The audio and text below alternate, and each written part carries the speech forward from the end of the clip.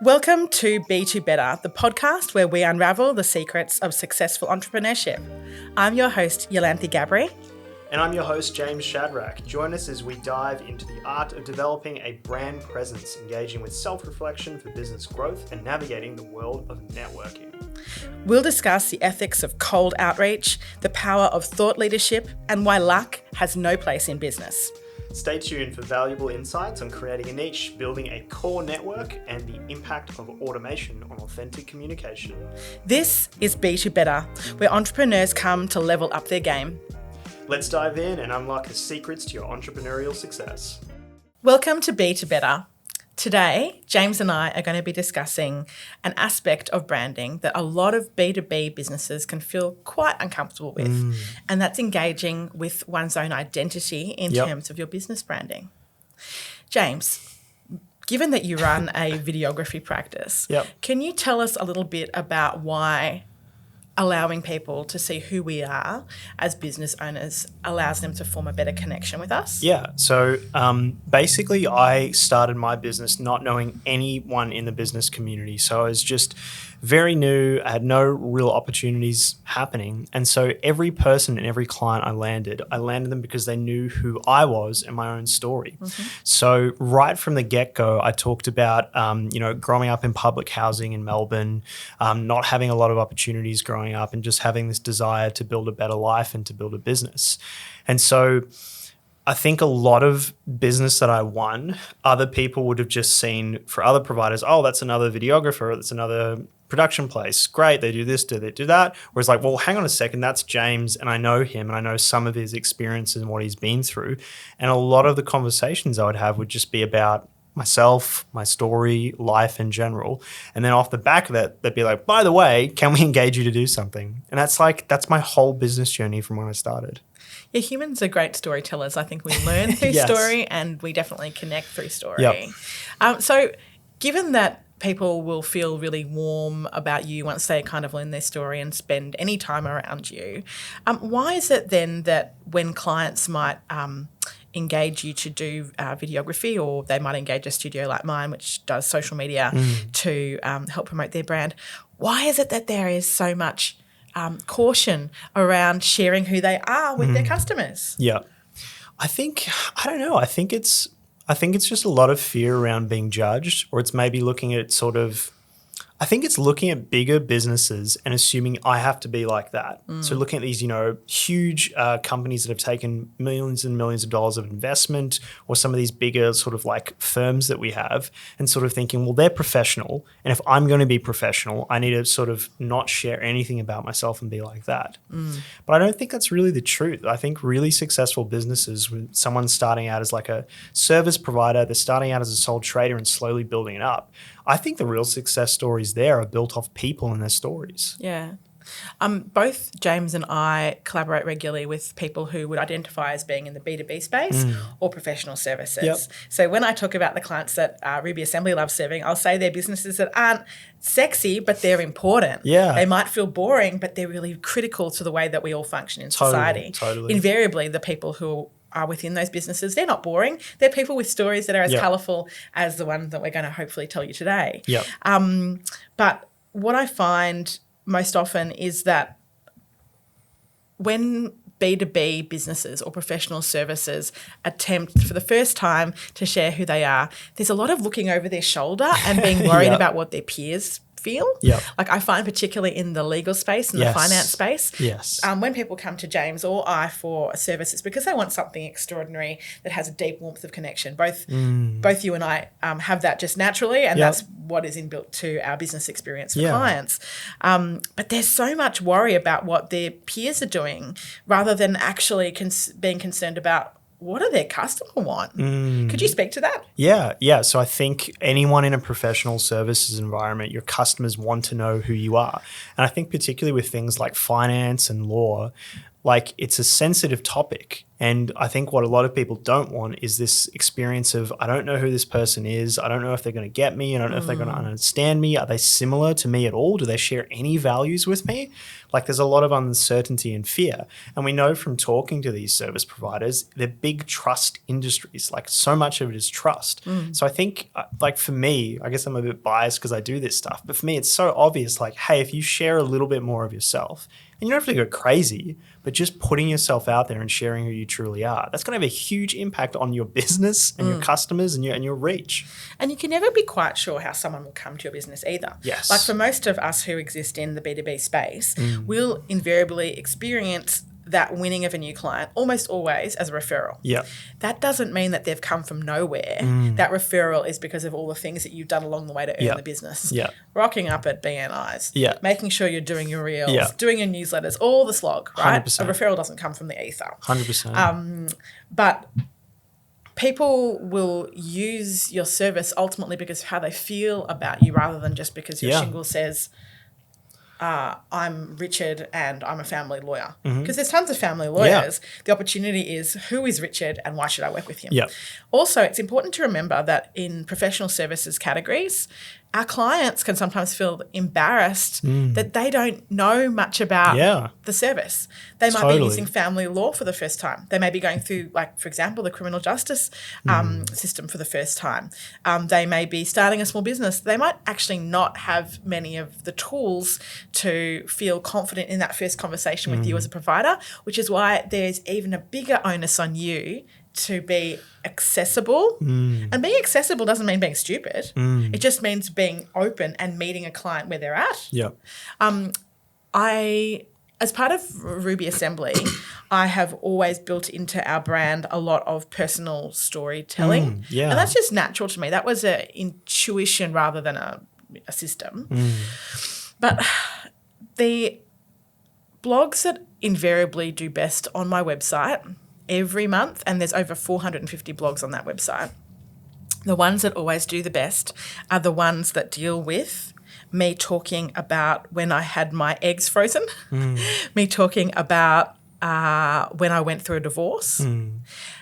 Now, both of those articles are really frank and very useful, but they also offer a window into a highly competent professional woman who is having to overcome these challenges, and I'm bringing you along for the ride. Do they talk about social media? No. Is my business social media? Yes. But does that mean I need to relentlessly talk about that being the only concern that I have? No, I'm actually really welcome to allowing customers or referral partners into an aspect of my my existence and my life. And I know that it puts me in really good stead because it means that I'm frank and that I'm honest and I'm relatable. Because those experiences I've had, many people have, they just don't really talk about them.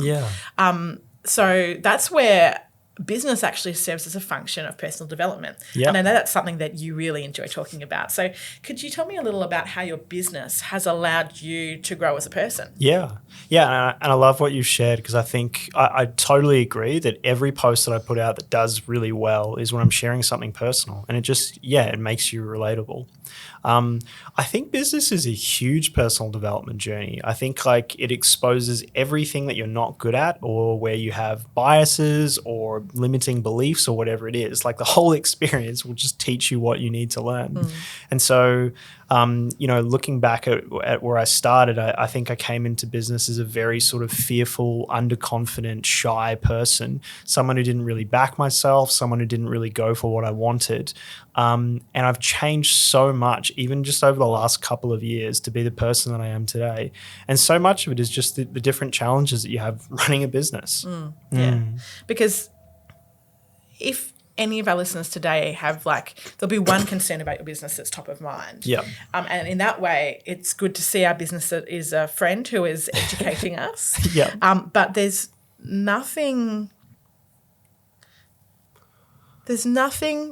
that comes naturally in terms of business systems and processes. They are all learned behaviours. So if you are stymied by a particular aspect, whether that's hiring or firing, investment, getting your first business premises.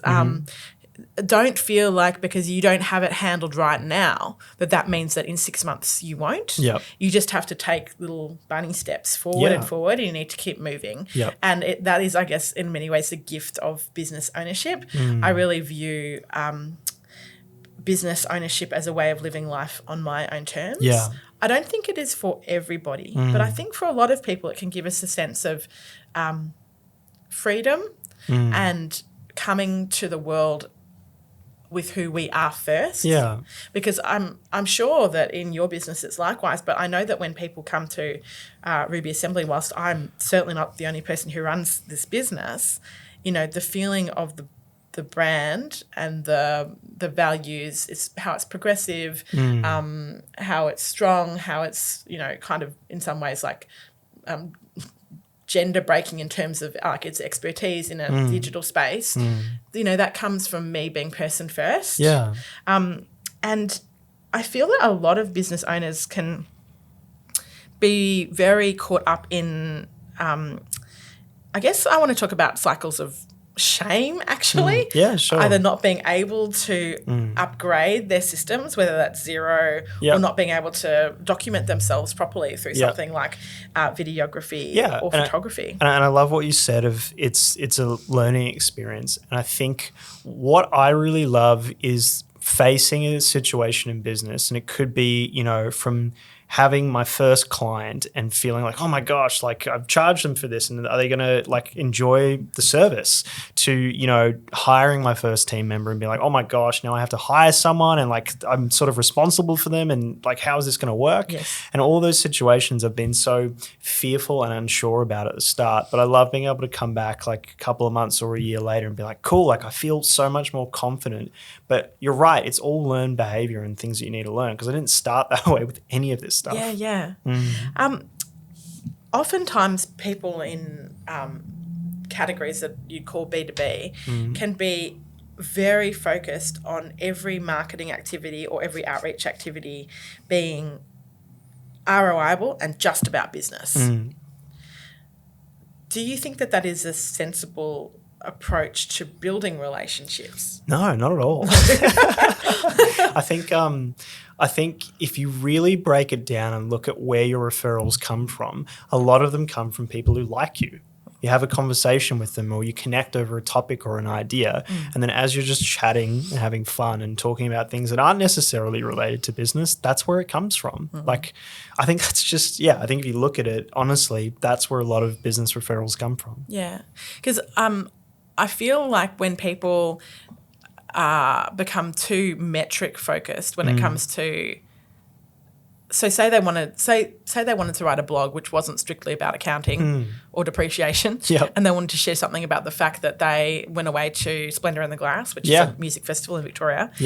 They might be like, oh, but won't my customers think that's a bit weird? Like, I'm not talking about accounting. I'm talking about, I don't know, like something that has to do with my own passion. And they can just stop themselves in their tracks. Like, the inclination is right. The inclination is human first, because of course they are human. But then they can get all caught up in, oh, I'm the machine that is the accountant, and the accountant only does money and accounting things. They don't do other things. But I think that does a real disservice to the brand. I think so, for sure. I'm interested to what you were saying about people feeling shame around it, because I think looking at what you've done in your business, like it's worked so well for you to be bold, to be front and center, and to put your personality and your story out there.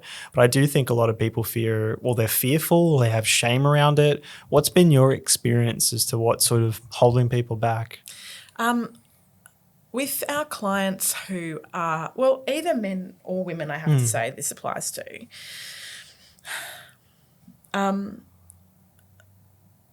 body image can play a really big role in how confident people are in documenting themselves. I've had both male and female clients saying, oh, I'm not going to do the photo shoot for 3 months because I need to lose weight. and then they just invariably never do the shoot. Yep. And it disables their whole marketing program. Yeah. And that's because of a hang up that they have. Now, I'm not diminishing the hang up by calling it a hang up. Yeah. It's a really deep-seated concern that they have about how they present to the world. So those are psychological, they're psychosocial issues. But I think that unless we're happy to begin to push the envelope just a little bit in terms of showing who we are, getting that positive feedback, because invariably, you know, whenever you do a video for a client or we do social for a client, when their peer group or their supporters, their referrers see that work, the positive feedback they get is out of control. Yes. And then the client's like, oh, that was okay. Yep. Let's do it again. They feel really good about it. Yeah, totally. So I think that there's an element, like when people ask me, because I document a lot of myself, they're like, what? How do you get the confidence to do that? Aren't you worried? I think that an aspect of it is probably maybe a little bit of my own narcissism, but I like who I am. I like how I look. I know that I'm going to change in my life. I accept that. Love that. That's a good position to be able to document oneself from. Yeah. Because I also know that most people are focused on their own lane. Yep. They might see Iolanthe or James or whoever in passing, but their concern is their own lane. 100%. So they're not going to be looking at the same things that you might be concerned about. Yep. And I think that knowledge that people are mostly focused on themselves also probably like is a reality check that serves me well, I'd say. Have you been confident with documenting yourself always, or has it been a journey to get to the volume you're doing? Great question. I also really love how you've talked about it's so much of a personal journey, because if you really just look at the facts, if you post consistently and share your story, it is an amazing asset for your brand. Like just factually, more volume of your face out there in the marketplace is going to lead to more business. And I just don't think you can argue against that. But then the question would be, well, why doesn't everybody do that? And I think what you've tapped into is this really sort of deeper psychological part to it of, do I feel okay with how I look? Do I feel confident enough to show up? Which is like a huge aspect of it. It's interesting. The other day I was speaking with a great business coach called Suze Chadwick. I was on her podcast and we were talking about prospecting specifically. Yeah. And she's like, Iolanthe, you are a rigorous prospector. How is it that you manage to like feel good about cold outreach? Because lots of people feel really bad about cold outreach because we associate it with negative things like phone calls at dinner time from gas companies, you know. But when I responded to Suze, I said, well, it's because when I make that call or when I identify that prospective client, I genuinely feel like I am doing them a golden by reaching out to them. I feel like they're lucky that I've identified that they could be somebody I want to work with. Yep. Now, on one hand, you could go, oh, the ego on that chick. Like, what? No one wants to hear from her. But on the flip side, I've done the work. I'm one of the most senior in Australia in what I do. Why wouldn't I feel like what I'm doing is a favour? Because I work 3.5 days a week and there's a limited amount of minutes in my day. And if I'm calling you, quite frankly, you're lucky. You know, so I know that's a position, but that's a position you build to, you know? So it's not immediate, but it definitely is linked to how I guess one values time and how one values self. Yep, I love that.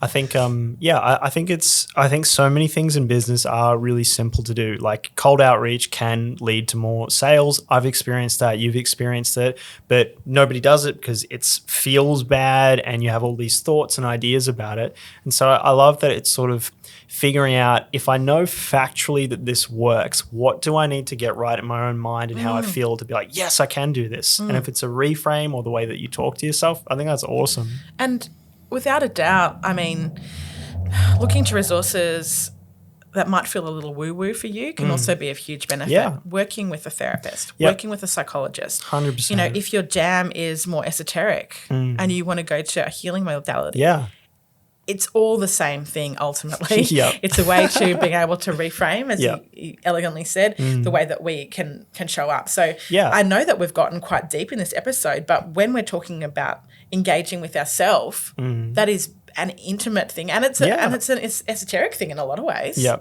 I think for me, a lot of what I've had to do is build up my confidence because I didn't start off feeling that, I'm going to feel great being on camera and talking and producing content and all this kind of stuff.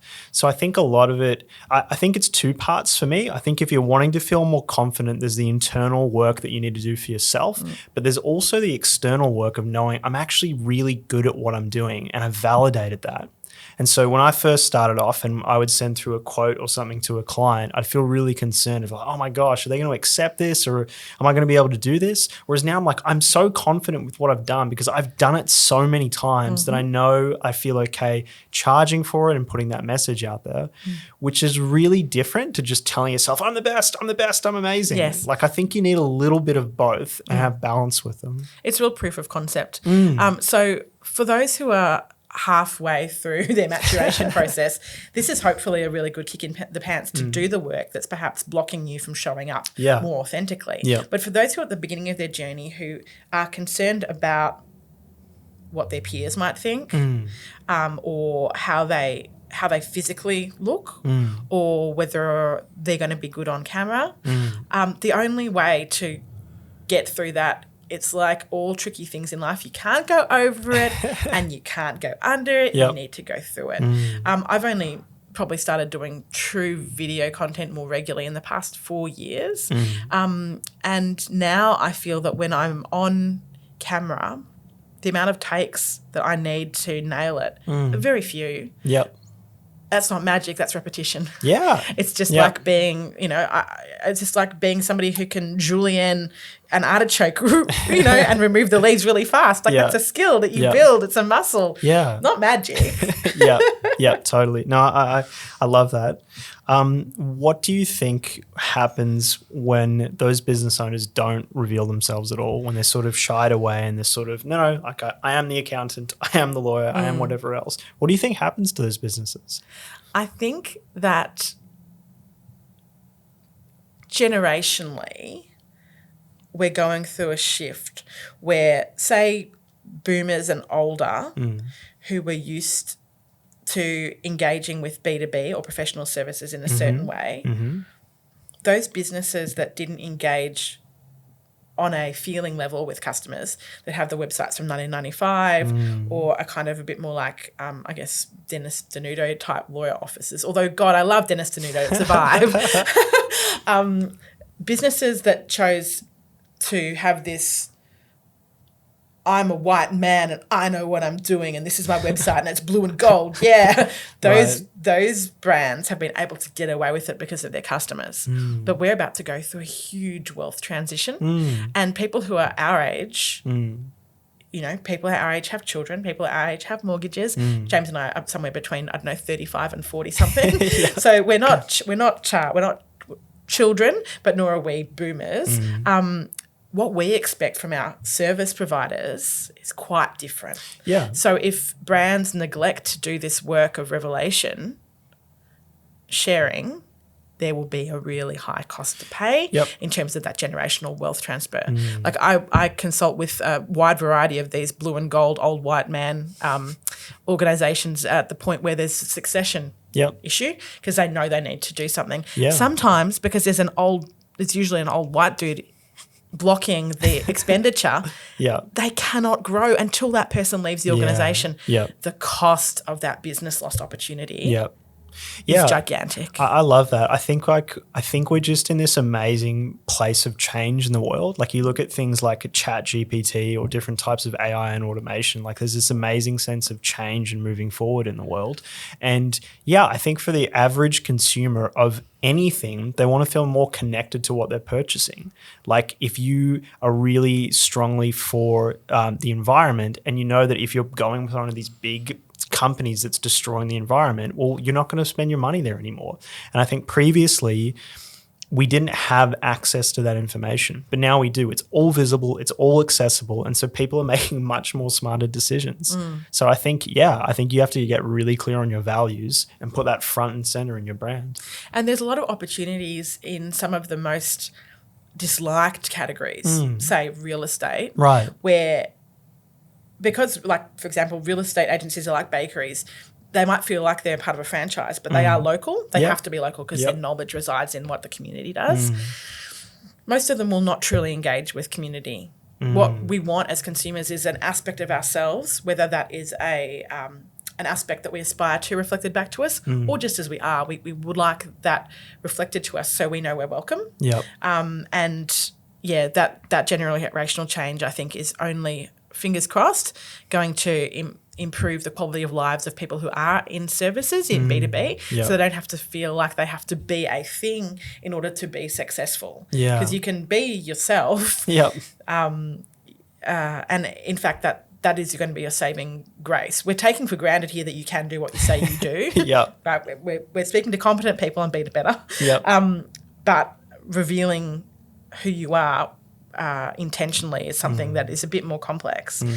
Can you share an example of when you've shared a story about yourself or something that feels personal and it really benefited you?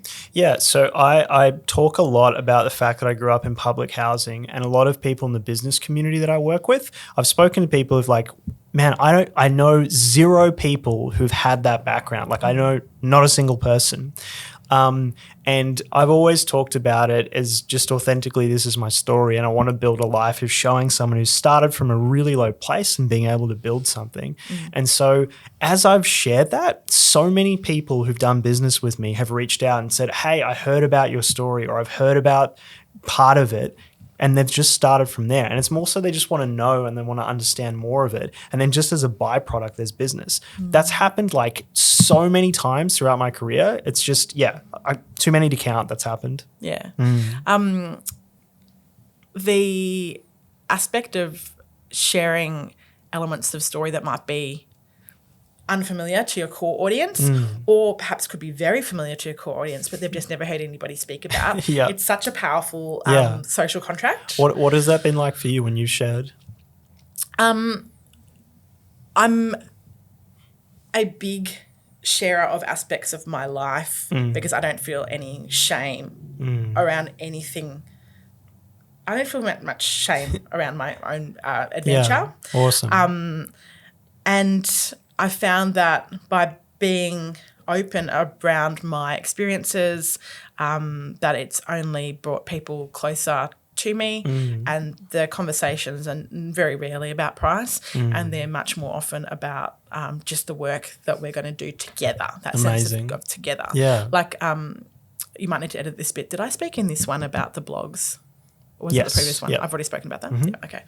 So as I referred to earlier in the episode, the blogs that speak to my personal journey, they're the ones that far outweigh my content around how accountants can do better, best practice in terms of their newslettering. And I think, I think as you share those stories of being really authentic and vulnerable about it, and also showing that you're overcoming these things and moving forward, I think that's what people relate to. And they sort of think, well, wow, Iolanthe's open about this, about what she's struggling with, and she's also moving forward and building something. And it's like, well, I want to be part of that. That's a shared value for me of growth, learning, development. And I think that's so much how people connect. And like for me, I see my business and all the offerings I have, whether it is my book 100 Days of Brave or my co-working spaces, Good Acts, they are all acts of service and helping.